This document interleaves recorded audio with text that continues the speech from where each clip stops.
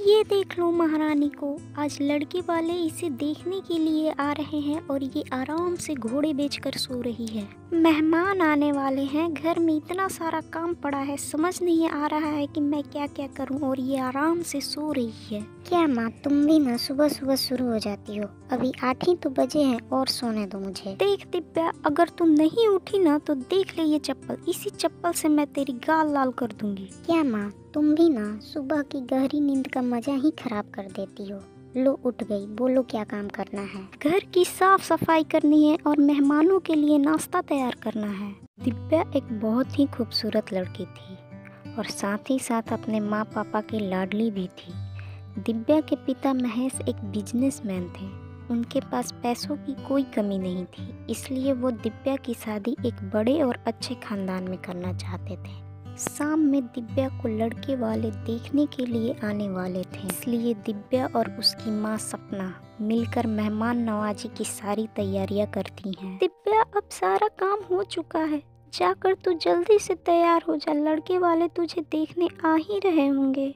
ठीक है माँ, मैं तैयार हो जाती हूँ। दिव्या तैयार होने जा ही रही थी कि तभी उसकी दोस्त सौम्या आती है। आंटी जी, आज दिव्या को मैं तैयार करूँगी। ठीक है बेटा, तुम इसे कमरे में ले जाकर जल्दी से तैयार कर दो।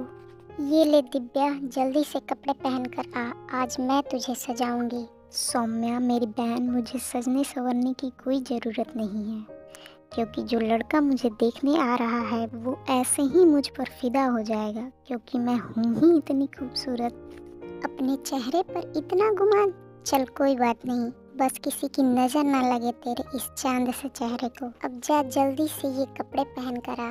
कुछ देर बाद दिव्या की माँ आकर बोलती है, दिव्या तू तैयार हो गई ना, लड़के वाले आ चुके हैं, चल पापा तुझे वहाँ बुला रहे हैं। इसके बाद सपना दिव्या को लड़के वालों के सामने लाती है।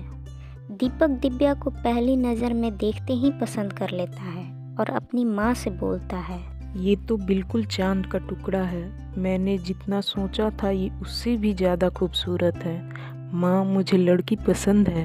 महेश जी, मेरे बेटे को आपकी लड़की पसंद है, इसलिए शादी की बात को आगे बढ़ाया जाए। इस तरह दिव्या की शादी दीपक के साथ तय हो जाती है और कुछ दिनों बाद से ही दिव्या के माता पिता उसकी शादी की तैयारियों में लग जाते हैं। इसी तरह समय गुजरता है और शादी के एक दिन पहले दिव्या को हल्दी लगने लगता है। हल्दी की ही रात में जब सपना घर आए मेहमानों के लिए खाना बना रही थी, तभी दिव्या किचन में आती है। माँ, क्या कर रही हो? बेटा, मैं तुम्हारी मासी के साथ मिलकर घर आए मेहमानों के लिए खाना बना रही हूँ। माँ, मैं भी तुम्हारी मदद कर दूँ? नहीं बेटा, हल्दी चढ़ने के बाद लड़कियाँ कोई काम नहीं करती हैं। ऐसा क्यों माँ? क्योंकि अपशगुन होने का डर रहता है। मासी, मैं ये सब नहीं मानती हूँ अपशगुन वगैरह। बस आज ही भरना मैं अपनी माँ की मदद कर पाऊँगी, कल के बाद तो मैं ससुराल ही चली जाऊँगी। उसके बाद तो मुझे अपनी माँ से मिलने के लिए भी तड़पना पड़ेगा। देख दिव्या, होने वाली दुल्हन कोई काम नहीं करती है, इसलिए तू कुछ नहीं करेगी। वैसे भी मेहमानों के लिए सारा खाना बन चुका है, बस पूड़ी तलना ही बाकी है, वो भी हम कर लेंगे।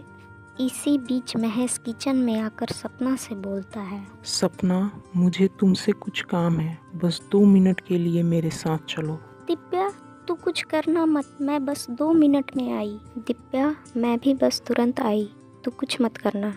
ठीक है मासी, आप जाइए। दोनों के चले जाने के बाद दिव्या सोचने लगती है। माँ और मासी सुबह से काम कर रही हैं, उन्हें 1 मिनट का भी चैन नहीं मिला है। मुझे उनकी मदद करनी चाहिए। वैसे भी मैंने पहले भी कई बार पूड़ियाँ तली हैं। आज भी यदि मैं अच्छे से पूड़ियाँ तलूंगी तो मुझे कुछ नहीं होगा। इतना सोचकर दिव्या पूड़ियाँ तलने के लिए तेल गरम करने लगती है। दिव्या को इस बात का जरा सा भी अंदाजा नहीं था कि उसके चांद से चेहरे पर ग्रहण लगने वाला है।